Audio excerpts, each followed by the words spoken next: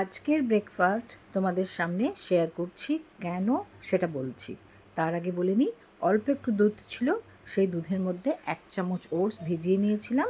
তারপরে 2টো Mary biscuit দিয়েছি, কারণ আমি চিনি খাই না। মেরি বিস্কিটের মিষ্টি একটা ব্যাপার থাকে, প্লাস ক্রিস্পি হবার জন্য, কারণ কি একটা লোদ লোদ ব্যাপার আছে ওটসে, সেটা যাতে কেটে যায়।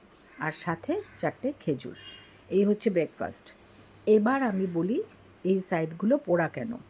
সকালবেলা ঘুমিয়েছিলাম, বরমশাই পাকামি করে ফ্রিজ থেকে দুধটা বার করে গরম করতে গেছে। গ্যাসের ফ্লেমটা এত জোরে দিয়েছিল, সাইডগুলো পুরো পোড়া লেগে গিয়ে দুধটা এটুকু হয়ে গেছে।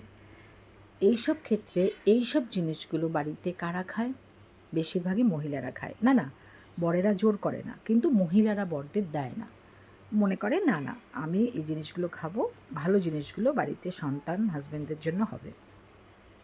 এবার বিষয়টা হচ্ছে বরেরা, ওরা কিছুই পারে না, ওরা সব পারে, অ্যাকচুয়ালি সব পারে। ওরা ইচ্ছে করে থাকে, আমরা কিছুই পারি না, যাতে কাজ করতে না হয়। না, এক্সেপশনাল আছে, অনেকের হাজব্যান্ডই করতে পারে।